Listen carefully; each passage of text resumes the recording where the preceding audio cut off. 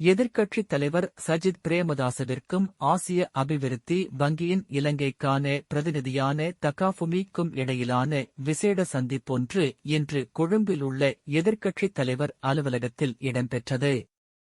டித்வா புயலால் பாதிக்கப்பட்ட மக்களுக்கு நிவாரணம் பெற்றுக் கொடுக்கும் நோக்கிலேயே எதிர்க்கட்சித் தலைவர் சஜித் பிரேமதாச இன்று இவ்வாறு தகாஃபுமிவை சந்தித்தார். நாடு வங்குரோத்து நிலையை சந்தித்த வேளை நுண், சிறிய மற்றும் நடுத்தர தொழில் முயற்சியாண்மைகள் மற்றும் தொழில் முனைவோரை தொழில் ரீதியாக கட்டியெழுப்புவதற்கு ஆசிய அபிவிருத்தி வங்கி 100 மில்லியன் டொலர் தொகையை நன்கொடையாக பெற்று தந்தமைக்கு எதிர்க்கட்சித் தலைவர் சஜித் பிரேமதாச இதன்போது தகாஃபுமிக்கு நன்றிகளை தெரிவித்துக் கொண்டார். அவ்வாறே தற்போதைய பேரிடர் நிலையை தொடர்ந்து ஏற்பட்டுள்ள அழிவுகள் தொடர்பில் எதிர்க்கட்சித் தலைவர் சஜித் பிரேமதாச ஆசிய அபிவிருத்தி வங்கியின் இந்நாட்டு பிரதிநிதியான தகாஃபுமிக்கு எடுத்துரைத்ததோடு இந்த இக்கட்டான நேரத்தில் ஒரு நாடாக நாம் மீண்டும் எழுந்து நிற்பதற்கு தேவையான ஆதரவுகளை பெற்று தருமாறும் அவர் கௌரவமாக கேட்டுக் கொண்டார்.